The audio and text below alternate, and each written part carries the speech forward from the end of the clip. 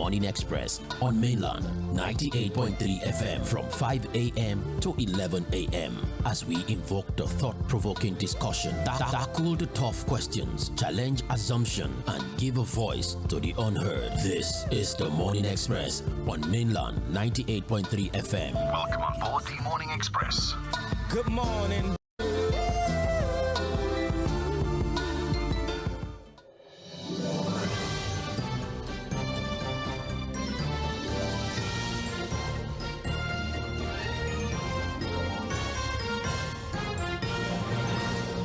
Good morning, Nigeria. Good morning, Lagos, and a wonderful start of the day to you, wherever you're listening to us from. This is Mainland 98.3 FM, the sound of Lagos, and I welcome you to another enlightening edition of Trend Lagos.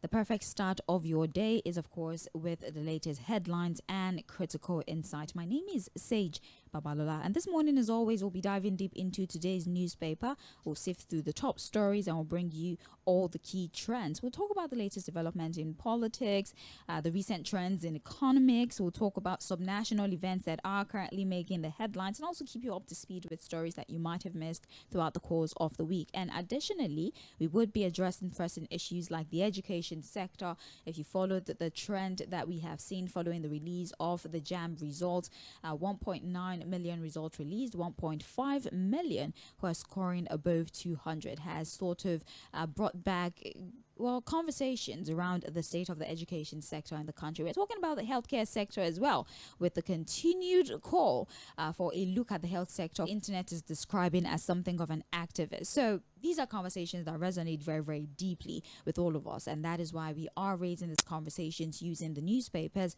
as our reference and as our guide. And you can, of course, expect expert opinion as well as your own chance to weigh in on these conversations. That is when we transition into mainland focus. And so we encourage you to call in to share your perspective on today's headlines, to talk about the topics, because your voice indeed matters in shaping these conversations. Once again, it is Trends in the Papers. I'm Sage Babalola. The station is Mainland 98.3 FM. Now, do well to join us on our social media platforms so that you can be aware of what is indeed happening. Now, for those of you who sometimes need more insight into the conversations that we have here on radio, we post a lot of these stories on our social media platforms, explaining in simple terms what these events mean and the implications that they have, the broader implications that they have for the nation and also for the average Nigerian. Our Facebook, our Instagram, our YouTube is the same handle, our frequency, Mainland 98.3 FM. On X, we are at Mainland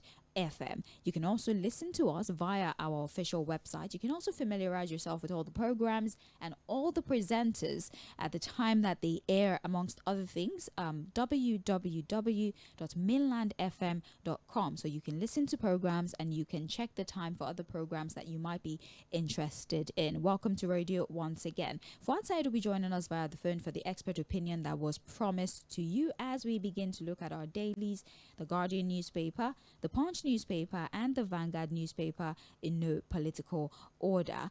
Mainland 98.3 FM is the station. So let's kick off conversations with the Punch newspaper. I'm well, thank you very much for asking. All right, straight into the conversation. Rising insecurity. I'm reading from the Punch, by the way. National Assembly, ex-generals demand urgent military rearmament. The writer to that story, Senate moves to tackle killings as retired military chiefs, reps lament insurgents' use of sophisticated arms. Retired military generals have again called on the federal government to urgently equip the Nigerian armed forces amid growing concerns over the resurgence of terrorist attacks and the killings in the northeast. This comes as the House of Representatives on Tuesday expressed deep concern over a recent deadly attack on a military facility in Giwa, Borno State, describing the incident as a glaring indicator that Boko Haram insurgents in recent times in Borno and neighboring Yobe states. This story, Fuad, draws our attention, mentioning why there is something of a disconnect between the amount of money that is budgeted to security and why our security agencies still suffer from poor arms, at least in comparison to what these terrorists and these insurgents are carrying. Security, Fuad, takes the lion's share of our budget. So can you please help us understand why, despite the amount of money that we put into that particular sector, weapons get to these insurgents? How are they able to afford these weapons, these machineries, these weapons of war, when our security agencies do not have that same privilege? Because anybody concerned about the state of insecurity in the country at this time. Because again, like you rightly pointed out, in fact, the figures are there. From 2025, but about 10% of the entire budget went into funding security. That's about, I think, about 5. Okay, let me give you. 2023, 2.98 trillion. It rose to 3.25 trillion in 2024. So it's safe to say that's about 10% of the entire budget. Yes. Was put into insecurity, fighting insecurity. So again, remember that this issue of our security operatives wielding inferior weapons to that of the insurgents was debunked. Remember that there was almost like a battle of words between the governor and that of the Minister of Information, taken over by this insurgent. And the reality that we are seeing in the battlefield is showing that these guys have better weapons, than our own security operatives, especially the military. If you understand what I'm saying. Yeah. So at the end of the day, should we continue to live in denial about this situation, or we take, proactive steps? We take, immediate steps to begin to know the military. The stories of them having inferior weapons, you can't really prove some of these funds because you're talking about covert operations, security, privacy, and accountability. What are we buying? Even if it's not made public, can the institutions report that some of the weapons are even outdated? Some of them outdated, some of struggling. Because again, if you look at it now, it's almost like a weekly report. Attacks on the military formations, attacks in communities in Zamfara, in Borno State, I think in Yobe too. Recently, there were reports of this same attack. In fact, security advisor, get somebody more competent. Well, do you think I don't bother with the ministers. Yes. Well, do you think it's about? Do you believe that it's about the person? Because don't you think that it would be a tad, should I say, dismissive of the responsibilities of other people that constitute the security architect in a corrupt structure? Well, again, that's why you have the National Security Advisor, the NSA, to coordinate activities of everyone involved. To provide adequate security for the country at that level. Okay. Again, there are people that will tell you the box stores at the desk of the president. But again, you can say that, well, maybe the president also has other issues to attend to. He has the issues of the economy to attend to. He has issues of infrastructure to attend to, and some other issues. And that's why when he makes appointments, we always say that, look, take away political considerations before making appointments like this. Only when it comes to your security. It should be about people who know what to do, who, round pegs and round holes. I'm sorry, from the one there have been concerns about the capacity of the National Security Advisor to deliver the job. And that's why if you look at the entire report, the NSA and the service chief. Right. So I would rather get the president to get someone who is going to be able to work with the service chiefs, work with the military structure, work with our security operatives effectively, and to be more on the politics of today than even getting the job done. And that's why I personally will call, it can be redeployed to other things, maybe as a minister or whatever. But when it comes to the job of the NSA, I think those that are ready to get the job done. I think we can move to the story here. Federal government kicks as Patutomi forms shadow government. Now, prominent economist and political activist Professor 10th Coalition Shadow Government, launched virtually on Monday evening, will function as a credible opposition force, highlighting the failures of it as an aberration in a federal system of government. In an interview with The Punch, the Minister of Information and National Orientation, Mohammed Idris, says, and I quote, "At a time when our nation is set to celebrate celebrate 26 unbroken years of presidential democracy, and there is no provision for such in our statute books. While opposition politics is a central feature of democracy, it must be practiced at all times within the bounds of propriety. The idea of a shadow government sadly does not pass the test. Our bicameral legislature ample features members of the opposition, and it should be the right place to contest meaningful ideas. Professor Pat Utomi, we do have Dele Farotimi. He's the head of the Ombudsman and Good Governance Portfolio.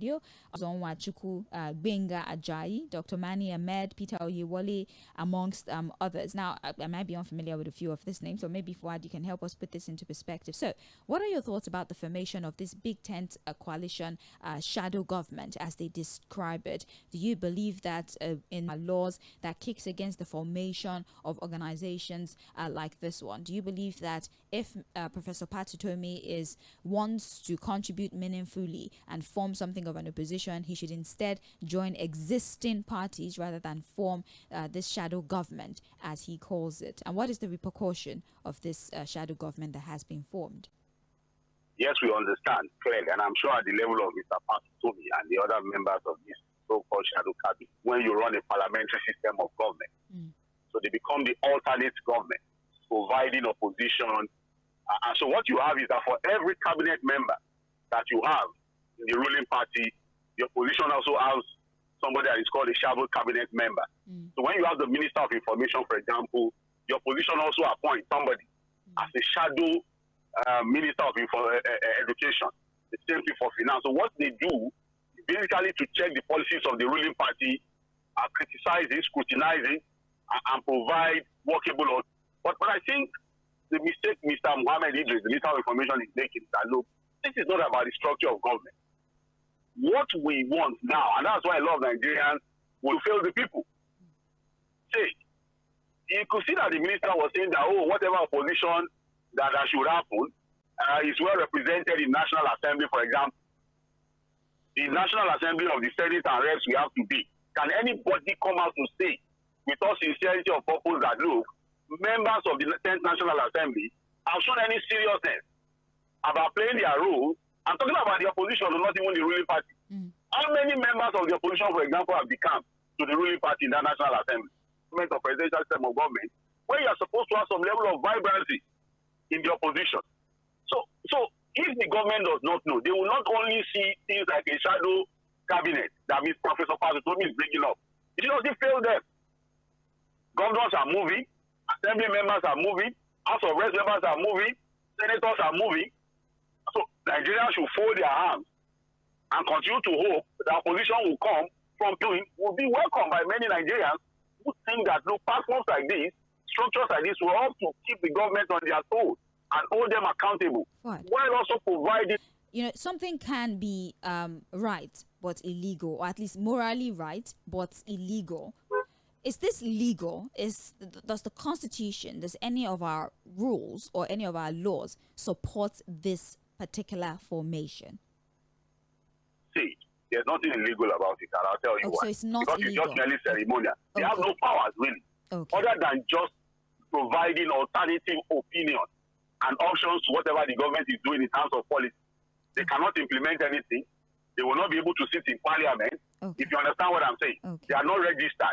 But what I'm saying is that in a democracy, it's not the nomenclature that matters. It is the right that is given to them, that the peculiarities of the need for us to have some voice that can begin to check and criticize what the government is doing, so that we don't just have a situation of everything can go and everything must go. But Fuad, if you're saying where is the opposition now? Yes, if you're saying that, they don't have any powers per se. So if they recommend, that means the government in power is not bound to adopt their recommendation. So it calls to question the strength of this particular shadow government that is being formed. The only thing they would have the power to do is to continue to shape people's opinion and perception of government, and to continue to hold them accountable on policy. Which is something that makes democracy beautiful. Right. Like I said, the opposition, we have in the country at the level of the PDP, Labour Party, and others are supposed to be the ones, putting the feet of the ruling party on fire, checking them, scrutinizing them, holding them accountable. But where are they? Everybody seems to be in the same camp now. to continue to shape people's perception, inform them, educate them, and continue to push alternative policies. It doesn't mean it will be implemented, but at least it will be there. Story you will find on page 7 of the Punch newspaper. Well, let it be known that the federal government. So immediately they had some people are putting something together called the shadow cabinet. They had to respond. It's basically a group of people who will continue to shape people's perception and continue to talk about how things could have been done better, basically. Set up a committee to oversee rivers administrator. Now, the Senate has constituted an 18-member committee tasked with overseeing the activities of the Rivers State Sole Administrator, Vice Admiral Ete Ibas, retired. The Senate President of the Senate, Godswill Akpabio, made this known during the resumption of plenary on Tuesday. And according to Akpabio, the committee was created in a bid to strengthen transparency and accountability in the state government. Akpabio named Senate Leader Okoyemi Bamidele as the chairman of oversight in Rivers State. So, a committee has been set up to oversee the operations and the activities of the sole administrator in Rivers State. There's been of the suspended governor, and we have the picture of the sole administrator set up. And so the pushback has been, why are you assuming the role of governor? You are supposed to take care of things in the interim whilst the issues are being resolved, or while the security issues that they claim are there are to be resolved. Why are your pictures there? Why are you suspending people and appointing new people, amongst other things? So I believe that these concerns is what this committee is supposed to take care of. This committee, Fuad, do you think that they would be able to address the primary concerns that have been raised regarding the operations of this particular sole administrator, or you think they're just doing this? Well, I don't want to lead the conversation, but what are your thoughts, really? So the people, when you commit an act of illegality, you continue to go in that line. You continue to look for more illegal things. To make us where the Senate will now be setting up a committee.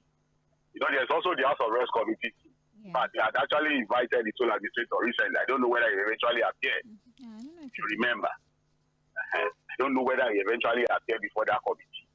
So what you have now is a situation where it's looking like the sole administrator is just doing things requested by the president. One of the conditions they put into it appears that the sole administrator just has his own ideas. He seems to be listening to some set of people. And I think National Assembly thinks again that they need to rein it in some form. If you look at what one of the politicians there in Rivers State, I was trying to read the story, I've forgotten the name now. And what he said was that, look, they said there were security concerns in Rivers State, and that was the need why the state of emergency was declared, right. And the governor suspended, the deputy governor suspended assembly members. That look, the man has come in now to Rivers State, and there's no security concern anywhere. And that's why you can see that equal entanglement. You understand what I'm saying? So, at the end of the day, we're again seeing a situation where what could have been avoided is now leading us into needless job as the rightful governor of the state. I'll say it and continue to say it, whether people like it or not. The suspension of the governor and the deputy and state assembly members was an abuse of power by the president. There's no way in our law that grants the president that kind of power. It was basically political and a gross abuse of power. And that's why you can see that the confusion continues. What has now confusion? It pains some people. I'm sure people like ᴏᴜᴜ are happy. They always wanted a way to remove the governor, whether through the back door or through any other. Would be chairman of the committee, and so what would they be doing? Approving money for the administrator, checking projects or what? Whereas he has his own responsibility of representing the people of Ekiti State. And so you have this needless running about, passing around, just destroying what is supposed to be a functional system of government in Rivers State. The sole administrator now looks more confused than even the people that they have come there to resolve their case. Well, thank you very much. But this particular committee, can they recommend it's time for you to bring back the governor? Do they have the authority to do that? Maybe not. It depends on, but again, how well will the sole administrator even be responsible to them? Remember that, yes, as part of their rules, they have to approve that state of emergency declaration. But remember that the sole administrator was appointed solely by the president. Right. So the question is the president happy with the sole administrator? Even if the Senate is not happy with him, if the president is happy, because this was not done in isolation, I'm sure you know what I mean. No, okay. You don't know. At all. But I'm telling you. I don't want to hear. Or you know, you are pretending not to know. I don't want to hear.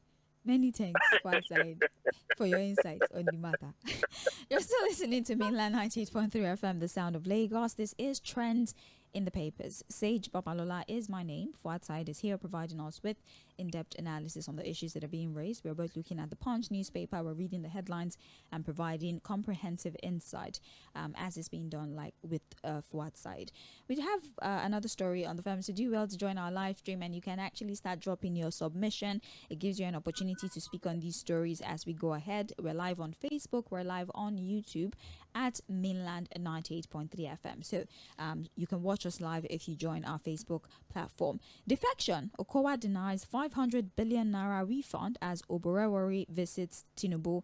Former Delta State Governor Ifeanyi Okowa has denied allegations that he refunded over 500 billion to the state government as part of a covert arrangement to avoid prosecution by the Economic and Financial Crimes Commission. Rumors had circulated across Delta State that the former governor secretly refunded the massive sum in an effort to avoid legal consequences, preserve political influence, and negotiate a possible soft landing with the anti-graft authorities. However, speaking through his chief press secretary, Mr. Olise Ifeajirika, Okowa dismissed the claims as false and baseless. He says, and I read verbatim, "It's not true that my boss Okowa returned such money. The EFCC is at liberty to do its job. He, Okowa, was invited and shown documents, and he responded accordingly. The EFCC has been visiting Delta State and inviting people for questioning. We believe the investigation is still ongoing." Only rumors had been circulating, according to the report, Fuad, that the former governor, Ifeanyi Okowa, had refunded 500 billion naira to the state. And this was done to give him something of a soft landing. Remember that there's been conversations around those who are being investigated for financial misappropriation usually opt for something of a plea bagging, where they return some of the money that they've been accused of taking and they don't have to do jail term. And the report here, or the rumors, had been that Ifeanyi Okowa had told that part, return some of the money so that he doesn't go through the very lengthy prosecution process. But his team, his spokesperson, is denying it, that he did no such thing. The investigation is still on. They're not at the point where they can begin to return money, or a case has not even been established against Ifeanyi Okowa, amongst other. So we just have to leave the rumors as mere rumors for now until it becomes something of a fact. So whether it is 500 billion, whether it is 2 trillion or 3 trillion, there have been different figures out there. But the fact that we can work with Sage is that, look, he has questions that he has to give answers to by the EFCC. The EFCC, has issues with him, and those issues are involved.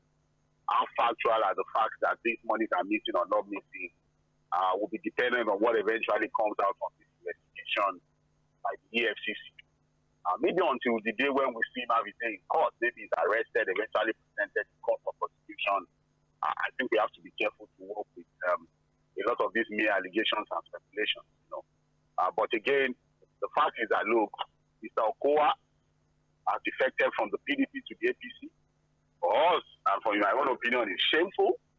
It's sad to see that a man just a few months ago was a running mate to Alhaji Atiku Abubakar. He's now telling us that, look, it was the biggest mistake of his life and he regrets taking that action. So at the end of the day, I think Nigeria should have the interest of the people. Not lies. They don't consult the people when they take this decision. So they have personal interest, disguises as interest of the people. Yes, Senate to pass tax bills today. The leadership of the Nigerian Tax Bill, Tax Administration Bill, Revenue Tax Board Bill, the Nigerian Revenue Service Establishment Bill were forwarded by the President 6 months ago as part of efforts to reform the country's fiscal policies and boost revenue generation. The delay in the passage later development, the Senate leadership resolved to hold a 2-day National Security Summit to brainstorm a solution to the rise at the resumption of plenary on Tuesday. So there are two issues here, Fuad. The formation of a committee. I did listen to an interview. Now, I I don't know why his name is eluding me, but he was trying to explain why this committee had been formed. Structure, why do we need to form a new committee? And this individual, I remember his name. An existing committee. Exactly, security committee. That the thing is that he says that we need to hear from other people directly. That you never can tell. People might have ideas. Open conversation is not an aye or nay thing. Everybody. So that's why they need another committee. Yes, that's why they need all the concerns. You know, the revenue sharing, amongst other things that has been raised.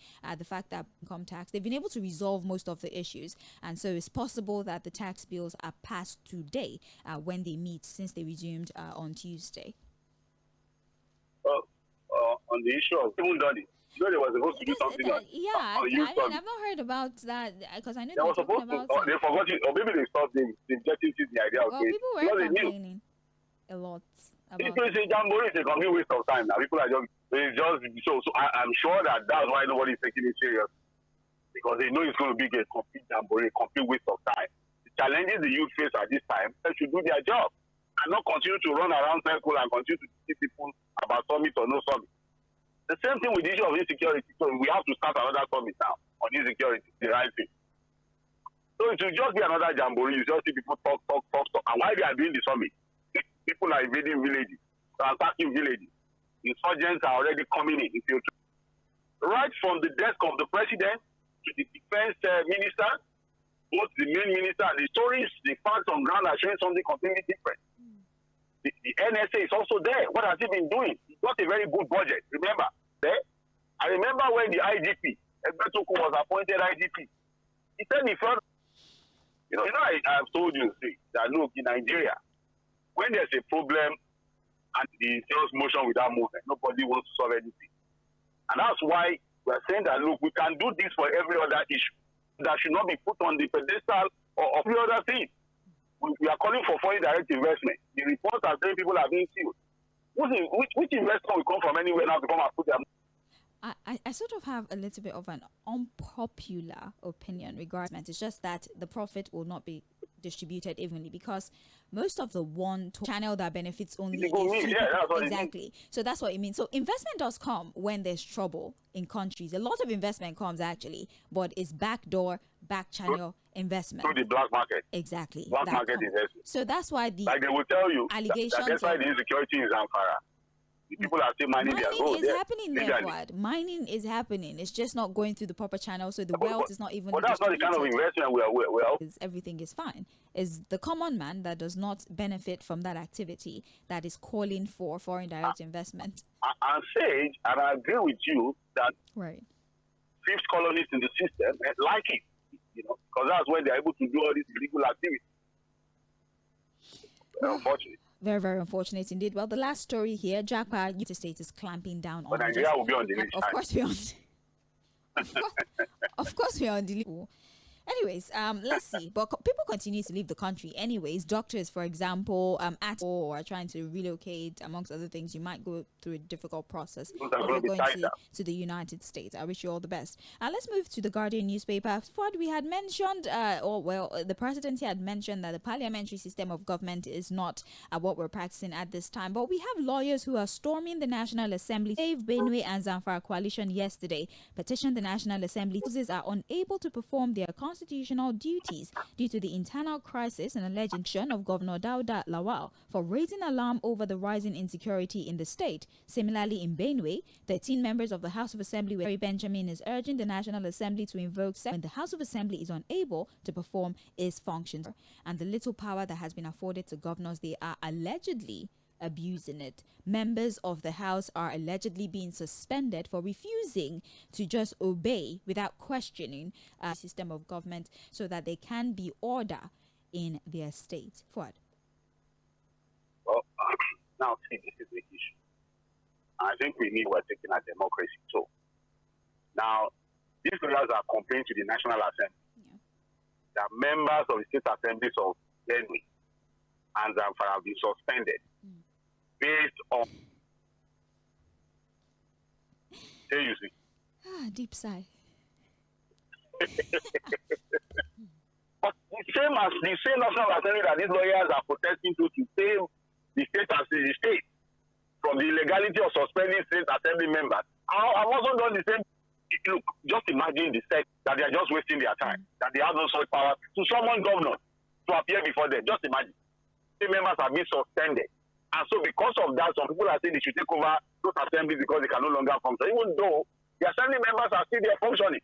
I agree that it is illegal to continue to suspend assembly members for whatever reason. Because when you do that, whether it's at the state or the national level, you are suspending the constituent, the governor. The National Assembly has also done it.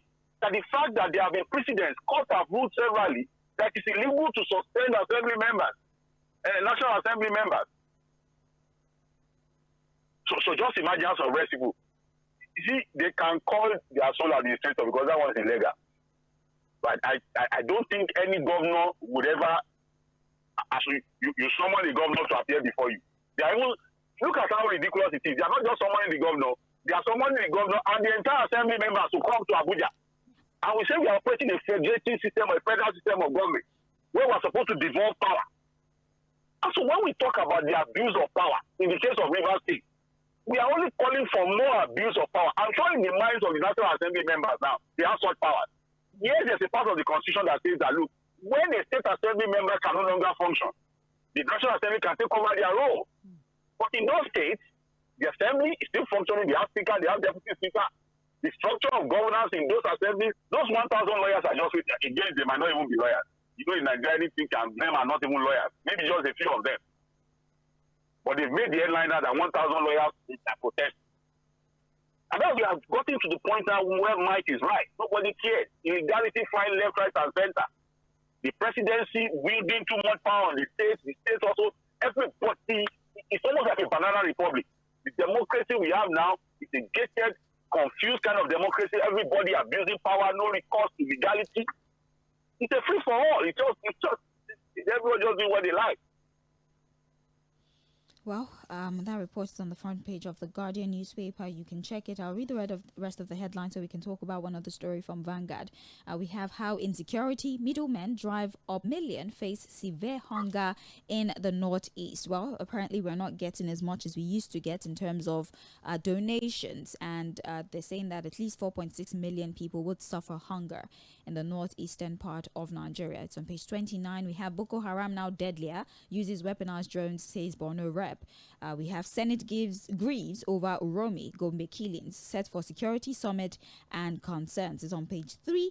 We have on the front page of the Vanguard newspaper, Fuad. As we're speaking of defections, we're also hearing the ruling All Progressive Congress, or at least a leader there, saying that they do not want Rabiu Kwakwanso. The Guardian, the Minister of State, Housing and Urban Development, Yusuf Atta, have rejected the planned defection of a former governor of Kano State, Rabiu Musa Kwakwanso, from his new Nigeria People's Party (NNPP) into the APC. They say that his red cap is starting to go extinct in the state. First of all, has Kwakwanso even indicated publicly his interest to defect? Why are you rejecting an application that has not been sent, or has it happened and we just don't know? See, when we leave the studio, go to our different rooms and repair to our bed, the politicians are moving around, so they know themselves. Oh, okay.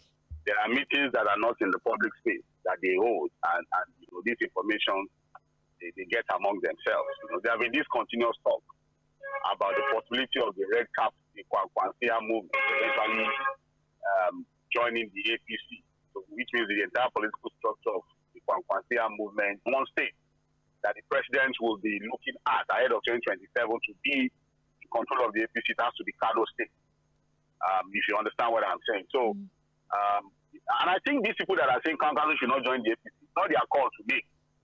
If the president today wants Kwankwanso to join the APC, it will happen, and nothing will happen. They will all fall in line. Remember that before the governor of Delta State, JᴏɪＲ, before he joined the APC, somebody like Senator Omoagege was already telling him that don't come, we don't want you here, and some other political leaders of the APC in the state, that don't come. But he joined as anything changed. In fact, the report is that the presidency has told all of them that go and work with the governor. He's now the leader of the party. So it's going to be a very good asset in political aspirations for 2027. He will join the APC, and every other person will be made to fall in line, and the kind of politics he likes to play. So they are just merely, you know, again, you have to be careful with the distractions of politicians. Right. My Vice Curtis was saying on Sunday, well, very good excuse for even the Kwankwansia people to move to the APC to say, oh, well, most of our members have moved to the APC, so it's actually a call that we should move. Sure, you know. Right. So those statements, don't take it seriously. Right. All right. Well, speaking of defection, very briefly before we leave the studio, former Vice President Atiku Abubakar says, contrary to rumors that have been spreading, he has no intention whatsoever to leave the PDP to the is in this When country. politicians talk, just apply that rule. Thank you very much, Fuad. We have to take a break now. But when they leave, they will still tell you why they have to leave. Yeah, I mean, Daniel Bwala is busting my brain at the moment, but let's open that conversation. Don't bother. Why are you taking people like Daniel Bwala serious? Let's come back. There are no convictions to what that one says now. And that's why you see that I hardly refer to him. I don't bother with him. Thank you very much. I'm still wanting to do another thing tomorrow. So for people who have no principles, after the break.